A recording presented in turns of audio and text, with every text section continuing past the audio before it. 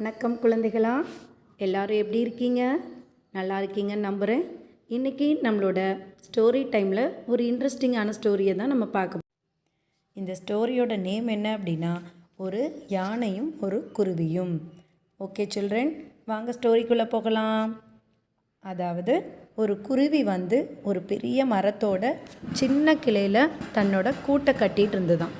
அப்போ அந்த வழியாக வந்த யானை அந்த குருவியை பார்த்து கேட்டுச்சான், குருவி ஏன் இந்த சிறிய கிளையில் கூடு கட்டுற? கீழே நல்ல பெரிய கிளையில் கூடு கட்டு அப்படின்னு சொன்னிச்சான்.